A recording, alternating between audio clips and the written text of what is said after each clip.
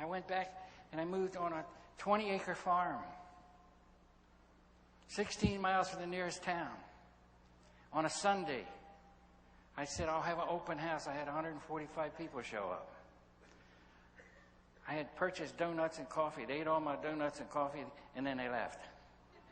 I said, well, what good was that? I had 145 visitors eat my donuts. What's that? Am I in the donut business? I don't think so.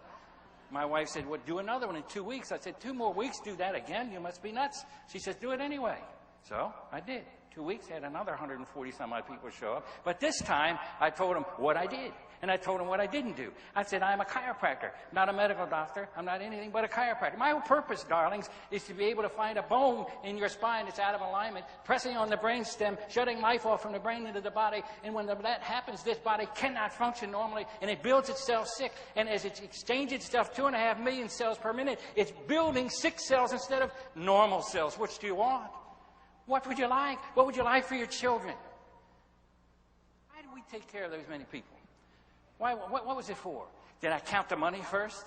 I didn't even think about the money. You know what I thought about? All the people that I had failed for 8 years, had not laid my hands on those people, had not told them the story, haven't told them the truth, didn't do something that allowed them to reconnect to the magnificent spirit within them, thus giving them the potential to heal themselves of any disease known to man and become a much better person. Dog, if I'm guilty of that, I got to make up for it somehow. I got to reach and teach as many people as I can. I got to love as many people as I can. I got to give myself away. But before I give myself away, I've got to make myself better. I got to be better. And so I took my time. I fasted my time. I fasted 28 days. I fasted 1 week out of every month. I meditated at least an hour every single day. I could see up here exactly what I wanted. And I'd be able to see it so clearly.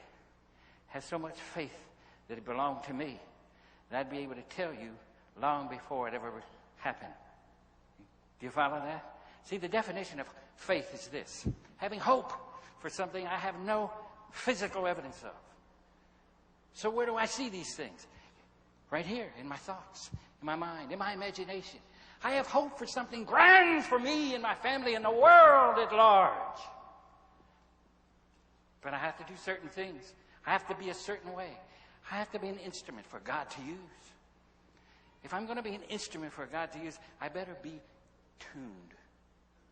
If I were a violin and I were a Stradivarius, it had great potential to sing magnificent music through the vibrations, but wasn't tuned, I'd be no better than a fiddle, a common $10 fiddle.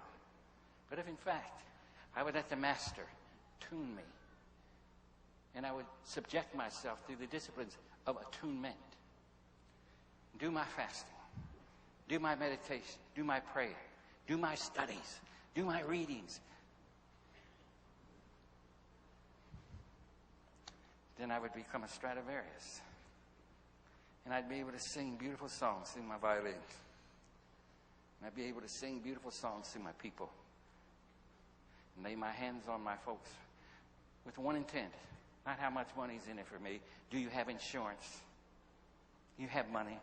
Are you employed? What kind of car do you drive? What kind of house do you live in? One intent: to lay my hands on that person, to find that subluxation, correct it to the best of my ability, maintain that correction long enough for the body to be able to replicate itself normally versus abnormally, and to allow this individual to be once again connected to the great spirit that's in us all. That's what chiropractic is all about. You see, we sometimes get so... And I did all these things, you see, and all this stuff was out there. And it was like, my God, what do I do next? What is this? What is that? What did he have? Where should I adjust? How should I adjust? Can I adjust? Should I stretch them? Should I shrink them? Should I heat them? Should I cool them? Should I electrocute them? Or should I not electrocute them? Should I give them a colonic? Which end? We didn't do everything we were supposed to do. No wonder we didn't do so well. You see, we didn't understand who we were or what we were, or why we should do what we should do. But you know what? An amazing thing happened. I came to the conclusion that I have to give myself away. I have to be worth giving myself away. So I have to do all the things that will make me better. I have to study. I have to meditate. I have to fast. I have to deny this flesh. I have to feed myself spiritually. I have to be with people and mentors who are far greater than I in this path. and then I'm going to duplicate them. And they're going to tell me what to do, and I'm going to be scared to death to do it. But I'm going to do it anyway because I'm sick and tired of being where I am. I'm sick and tired of not having that which I wanted to have, that which I wanted my family to have. So I'm going to do whatever you tell me. As long as I know that you're honest and ethical and principled, I'll do whatever you tell me. I'll be scared to death, but I'll do it. But you see, something changed.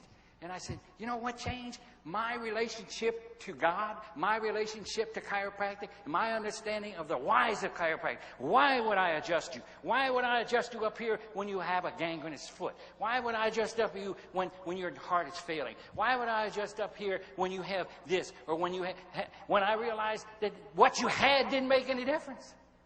What made the difference is, where is life being shut off in this body? And if I can find it, and I can correct it, and I can keep it corrected long enough, which is the sixth principle of chiropractic, everything takes time,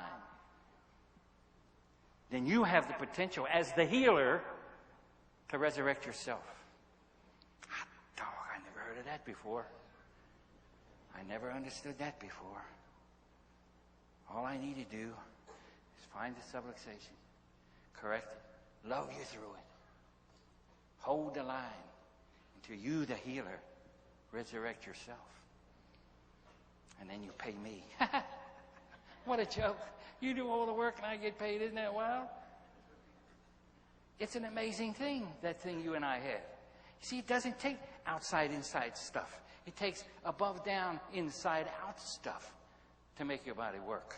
It takes above-down, inside-out stuff to allow the spirit to express itself through flesh. It takes from above down, inside out, to allow this body to be able to be reconnected to its maker and rise to its potential and function at a level that it hasn't functioned in God knows when. That's a beautiful thing. It doesn't take a car wash out here. It doesn't take some kind of apparatus to cut your... I thought the guy had his head falling off. He would look. It doesn't take all that stuff.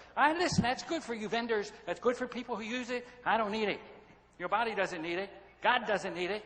I can assure you of that. God needs this and this to say, I love you enough to correct that, which allows God to express through you. I'll move the bone and God will do the healing.